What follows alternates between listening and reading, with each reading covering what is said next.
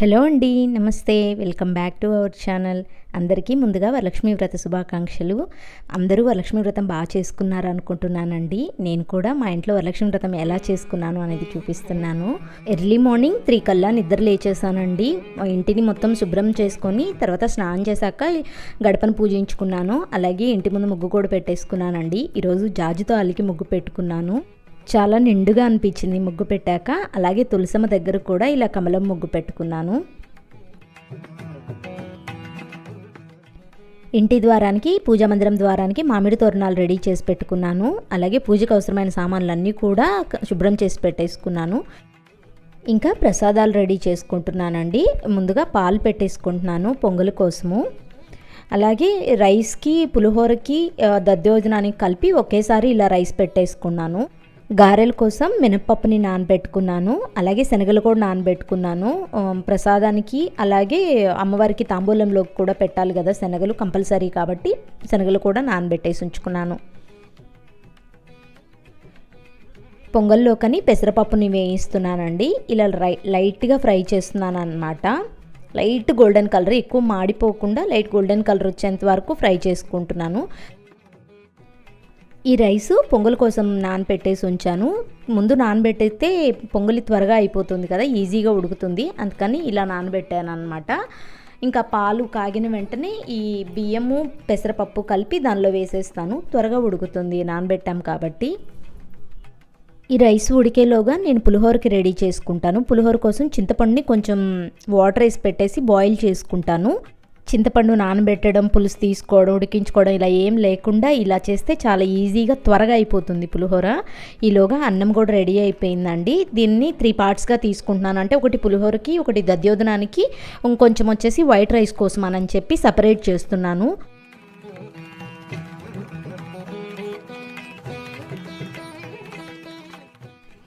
ఇది పులిహోరకి, white rice కోసము, ఈ కొంచెం దధ్యోదనం కోసం తీసి పెట్టుంచాను. దధ్యోదనంకి కొంచెం మెత్తగా ఉండాలి కదా, దానికోసమని దీనిలో కొంచెం పాలు పోసుకొని మళ్ళీ ఇంకొంచెం సేపు ఉడికించుకుంటాను. అప్పుడు అన్నం కొంచెం మెత్తగా అయిపోతుంది.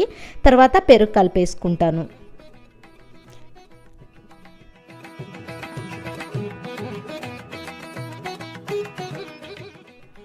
పొంగల్కి రైస్ ఉడికిపోయింది. ఇంకా దీనిలో బెల్లం వేసేసుకుంటాను. బెల్లం ఆల్రెడీ నేను ముందుగానే తురిమి పెట్టేసుకున్నానండి.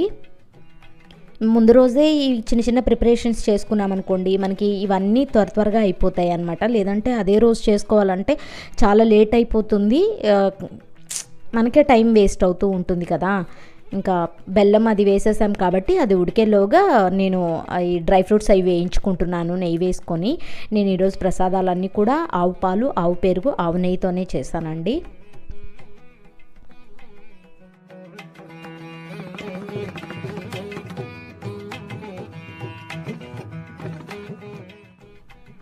యాలకుల పొడి కూడా వేసేసుకున్నాను. యాలకుల పొడి కూడా ముందే రెడీ చేసి పెట్టుకుంటే చాలా బెస్ట్ అండి. ఎందుకంటే ప్రసాదాల్లోకి మనం యాలకుల పొడి యూస్ చేస్తూనే ఉంటాం కదా, ప్రతి దానికి దంచుకోవడం అలా కాకుండా ముందే కొంచెం యాలకులు అలాగే కొంచెం పంచదార వేసుకొని కనుక మనం మిక్సీ పట్టుకున్నామంటే మనం స్టోర్ చేసుకోవచ్చు. మనం ఎప్పుడు ప్రసాదం చేసుకోవాలన్నా ఈజీగా యాలకుల పొడి కోసం సపరేట్గా దంచుకోవాల్సిన పని ఉండదు.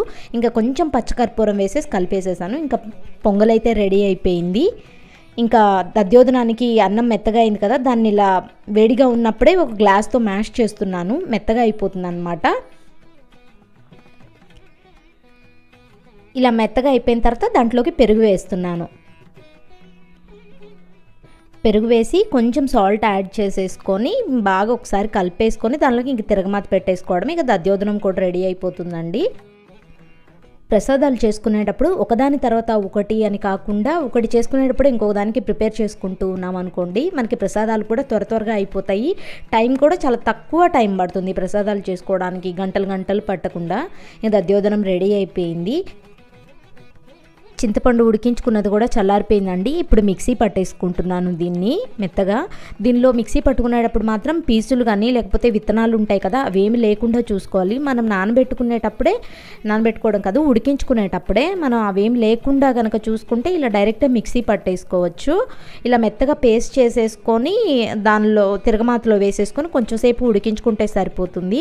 ఎక్కువసేపు ఉడికించాల్సిన అవసరం అయితే ఏముండదండి, ఎందుకంటే ఇది ఆల్రెడీ ఉడికించి పెట్టుకున్నాం కదా, అందుకని కొంచెం సేపు ఉడికించుకుంటే సరిపోతుంది. ఆయిల్ సపరేట్ అయ్యేంత వరకు 5 మినిట్స్కి దగ్గర పడిపోతుంది. ఇంకా కొంచెం ఇంగువ వేసాను, దానిలో ఇంగువ వేస్తే టేస్ట్ చాలా బాగుంటుంది. అలాగే చిన్న బెల్లం ముక్క కూడా వేసానండి. ఇంకా ఇది ఇలా ఉడికింది కదా, ఇప్పుడు దాన్ని అన్నంలో కలిపేసుకోవడమే. ఇలా చేస్తే ఎక్కువ టైం పట్టదండి, అసలు పులిహోర చాలా సింపుల్గా అయిపోతుంది. ఇంకా దానిలోకి కొంచెం కావాల్సినంత సాల్ట్ వేసేసి కలిపేసుకుంటున్నాను. ఈ పులిహోరలోకి నేను ఒక పొడి కూడా ప్రిపేర్ చేసుకున్నానండి. అది మనం తిరుమలలో ప్రసాదం ఉంటుంది కదా, అలా ఉంటుందన్నమాట. ఆ పొడి ప్రిపరేషన్ అనేది నేను ఈ వీడియోలో చూపించలేదు, మరొక వీడియోలో నేను మీకు ఆ పొడి ఎలా చేయాలి అనేది చూపిస్తాను. ఇంకా పులిహోర కూడా రెడీ అయిపోయిందండి. పూర్ణాల కోసం శనగపప్పు కూడా ఉడికించేసుకున్నానండి. ఇలా శనగపప్పు ఇలా మెత్తగా అయ్యేంతవరకు ఉడికించుకుంటే చాలు. పూర్ణం కోసం బెల్లంలో కొంచెం వాటర్ వేసుకొని ఉడికించుకుంటున్నాను. అది కొంచెం లిక్విడ్ లాగా అయ్యేంత వరకు ఉంటే చాలు, పాకం ఏం అవసరం లేదు.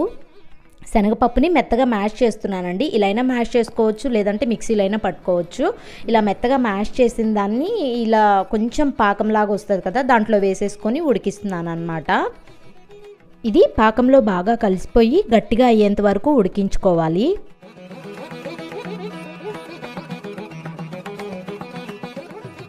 ఇలా పూర్తిగా గట్టిపడిపోయి ప్యాన్ నుంచి సపరేట్ అయ్యేటప్పుడు దీనిలో కొంచెం యాలకుల పొడి, కొంచెం నెయ్యి వేసుకొని కలుపుకోవాలి. తర్వాత స్టవ్ ఆఫ్ చేసేసి పూర్తిగా చల్లారనివ్వాలి. ఇది దోశ బ్యాటర్ అండి. నేను ముందు రోజే దోశ బ్యాటర్ వేసి పెట్టేసుకున్నాను. దాంట్లో కొంచెం బెల్లం వేసేసి సాల్ట్ వేసేసి కలుపుతున్నాను అనమాట. బెల్లం వేస్తే మంచి కలర్ వస్తుందండి పూర్ణాలకి. బ్యాటర్ కూడా మరీ థిక్గా కాకుండా మరీ లూజ్గా కాకుండా ఇలా జస్ట్ వేలికి ఫింగర్కి టచ్ అయ్యేంత వరకు ఉంటే చాలు.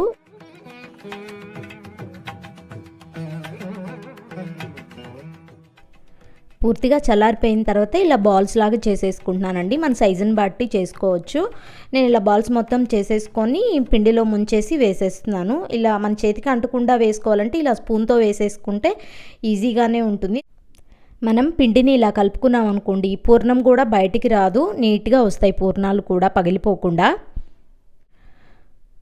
పూర్ణాలు వేయడం అయిపోయాక గారెకు కూడా పిండిని ఇలా మిక్సీ పట్టేసుకున్నానండి. దానిలో ఓన్లీ ఉప్పు వేసేసి బాగా బీట్ చేసి పెట్టేస్తున్నాను. ఇంకా గారెలు కూడా వేసేస్తున్నాను. గారెలు వేసేస్తానంటే ఇంకా ప్రసాదాలు మొత్తం రెడీ అయిపోయినట్లే.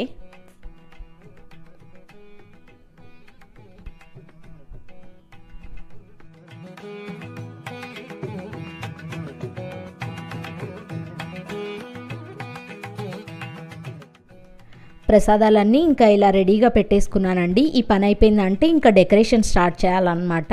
అందుకని ముందు ప్రసాదాలు రెడీ చేసి పెట్టేసుకున్నాను. ఇంకా ప్రసాదాలు అయిపోయిన తర్వాత డెకరేషన్ దగ్గరికి వెళ్ళండి. డెకరేషన్ నేను చాలా సింపుల్గా చేశాను. బ్యాక్గ్రౌండ్ డెకరేషన్ అనేది ఓన్లీ వైట్ పంచలు ఉంటాయి కదా, ఆ పంచతో నేను బ్యాక్ ఆ కర్టన్ దగ్గర నేను అలా పెట్టేశాను పిన్ చేసేసి. పంచలు కొత్త పంచలేనండి, వాడిన పంచలు కాదు అవి. వాటికి ఇలాంటి ప్లాస్టిక్వి గార్లాండ్స్ ఉంటాయి కదా, అవి వేసాను అనమాట. ఇలా చాలా సింపుల్గా చేశాను, హెవీగా ఏం చేయలేదు. ఇక అమ్మవారిని శారీ డ్రేపింగ్ చేసేసి పెట్టేసుకున్నాను. అమ్మవారికి శారీ డ్రేపింగ్ ఎలా చేయాలి, ఎలా డెకరేషన్ చేసుకున్నాను అమ్మని అనేది నేను ఆల్రెడీ వీడియోలో పోస్ట్ చేశానండి. అది మీకు లింక్ డిస్క్రిప్షన్లో ఇస్తాను, ఒకసారి చూడకపోతే చెక్ చేసేసేయండి. డెకరేషన్ మొత్తం కంప్లీట్ అయిపోయిన తర్వాత ఇంకా నేను రెడీ అయిపోయి కలశాన్ని ఏర్పాటు చేసుకుంటున్నానండి. కొబ్బరికాయకి ఇలా నిండుగా పసుపు పూసి పెడుతున్నానండి, ఎక్కడా తెరపలు అనేది లేకుండా.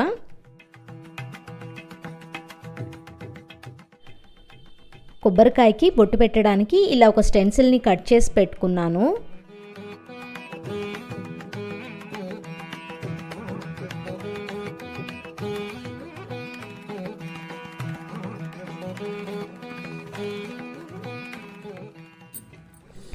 ఇలా స్టెన్సిల్తో వేసుకుంటే బొట్టు నీట్గా వస్తుంది. దీన్ని ఇంకొంచెం అందంగా పెట్టడం కోసం నేను వైట్ తిలకంతో ఇలా డెకరేట్ చేసుకుంటున్నాను. అప్పుడు ఇంకా నిండుగా కనిపిస్తుంది బొట్టు. చూసారు కదా, చాలా అందంగా కనిపిస్తుంది.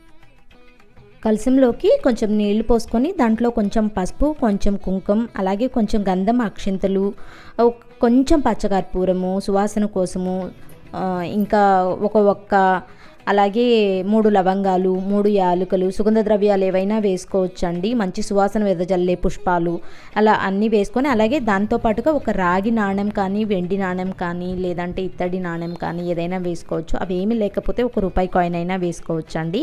అవన్నీ వేసేసి పంచపల్లవాలు పెట్టుకోవాలి. పంచపల్లవాలన్నీ మనకు దొరకవు కాబట్టి నేను ఇక్కడ మామిడాకులు పెట్టాను. మామిడాకులు, తమలపాకులు ఏవైనా 5ని పెట్టుకొని ఇలా కలశాన్ని ఏర్పాటు చేసుకోవాలి. ఒక పసుపు కొమ్మను కూడా ఇలా కట్టుకున్నాను అమ్మవారికి మంగళసూత్రంగా.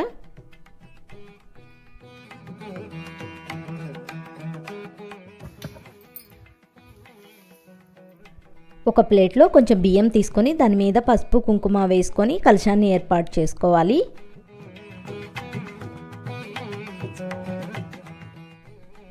కలశాన్ని అంతా అలంకరించుకున్న తర్వాత అమ్మవారికి కూడా పూలదండ వేసేసానండి. అమ్మవారికి తోమాలలాగా వేసాను అన్నమాట.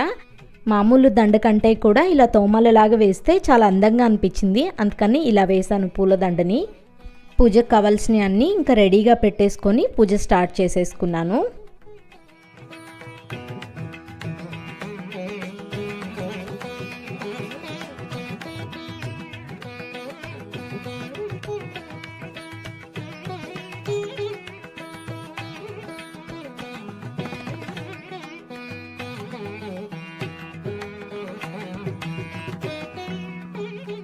ఇలా వరలక్ష్మి వ్రతకల్పం అని బుక్ ఉంటుంది కదండి, దానిలో ప్రొసీజర్ అంతా ఉంటుంది. మనం వ్రతం ఎలా చేసుకోవాలి అనేది.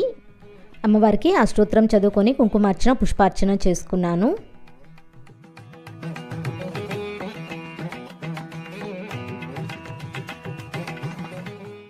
పూజను మొత్తం కంప్లీట్ చేసుకొని అమ్మవారికి నైవేద్యం పెట్టేసి హారతి ఇచ్చేసానండి. ఇంకా తర్వాత తోరముకి కూడా పూజ చేసుకున్నాను. లాస్ట్లో తోరముకి పూజ చేసుకొని ఆ తోరమ అనేది మన చేతికి కట్టుకోవాలి. నేను నా పూజని ఎటువంటి హంగామా లేకుండా, హడావిడి లేకుండా ఇలా సింపుల్గా చేసుకున్నానండి. మీరందరూ వరలక్ష్మి వ్రతం ఎలా చేసుకున్నారు అనేది నాకు కామెంట్ చేయండి. ఈ వీడియో మీకు నచ్చింది అనుకుంటున్నాను. ఈ వీడియో నచ్చితే కనుక ప్లీజ్ లైక్ చేయండి, షేర్ చేయండి. అలాగే మన ఛానల్ని ఇంకా ఎవరైనా సబ్స్క్రైబ్ చేసుకోకపోతే మాత్రం తప్పకుండా సబ్స్క్రైబ్ చేసుకోండి. అమ్మవారి అనుగ్రహం మీ అందరి మీద ఉండాలని మనస్ఫూర్తిగా కోరుకుంటున్నాను. Thank you for watching.